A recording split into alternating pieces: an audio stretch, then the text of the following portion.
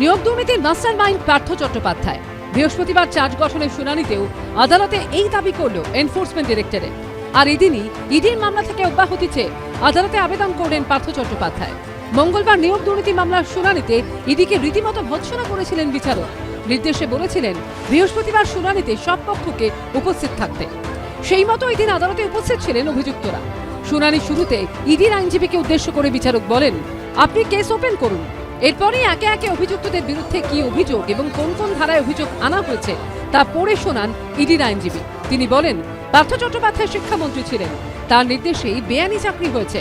2022 সালের 4 আগস্ট অর্পিতা মুখোপাধ্যায় ইডির কাছে লিখিতভাবে জানিয়েছেন, তার ফ্ল্যাটে যে 50 কোটি টাকা উদ্ধার হয়েছে সেটা পার্থ চট্টোপাধ্যায়। ভুয়ো কোম্পানি খুলে কোটি কোটি টাকা লেনদেন করেছেন পার্থ চট্টোপাধ্যায়। 15 কোটি টাকা দিয়ে বাবলি চট্টোপাধ্যায় মেমোরিয়াল স্কুল বানিয়েছেন। এই বিষয়টি তার জামাইয়ের থেকে জানা গেছে। পার্থ চট্টোপাধ্যায় অন্য একজনের নামে মোবাইল ফোনে সিম ব্যবহার করতেন, সেই ফোনেই কথা বলতেন। একাধিক ভুয়ো কোম্পানি খোলা হয়েছিল। ইচ্ছে, অপা ইউটিলিটি সার্ভিসেস সহ একাধিক কোম্পানি খোলা হয়েছিল অর্পিতা মুখোপাধ্যায়ের সঙ্গে। অর্পিতার নামে 31টি এলআইসির পলিসি ছিল, তাতে পার্থ চট্টোপাধ্যায়কে তার কাকু পরিচয় দেওয়া হয়েছিল।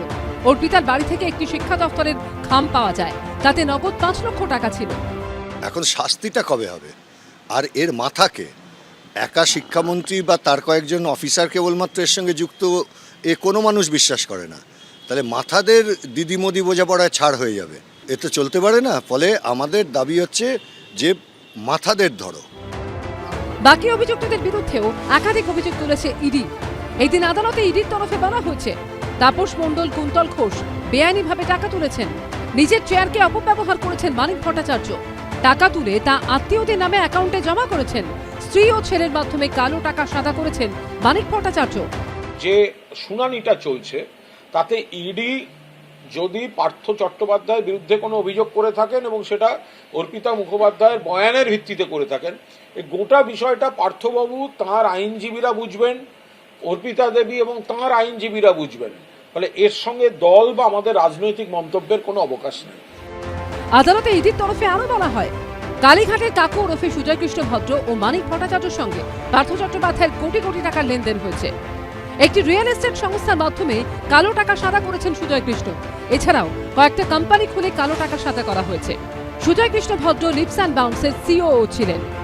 লিপস অ্যান্ড বাউন্সের নামে আগেই চার্জশিট দেওয়া হয়েছে। বৃহস্পতিবার আদালতে ইডির আইনজীবী বলেন, এই কোম্পানিতে কোটি কোটি টাকা জমা পড়েছে। রিয়েল এস্টেট সংস্থার মালিকের বিরুদ্ধে ইডির আইনজীবী এদিন আদালতে বলেন, কিভাবে কালো টাকা সাদা করছেন সুজয় কৃষ্ণ তা পুরোটাই জানতেন ওই রিয়েল এস্টেট সংস্থার মালিক। বাধা দেওয়া তো দূর, উল্টে তিনি সহযোগিতা করেছেন। আজকে ইডি আজকে কেসটা ওপেন করেছে, যে কেসে কি কি আছে এবং কার বিরুদ্ধে কি কি আছে সেটা বলেছে। কিন্তু এখনো পর্যন্ত চার্জ হিয়ারিংয়ের কোনো প্রক্রিয়া চালু হয়নি।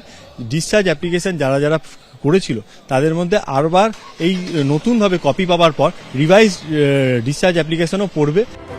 পার্থ চট্টোপাধ্যায় নিজের জামাইয়ের মাধ্যমেও কালো টাকা সাদা করেছেন বলে দাবি ইডি।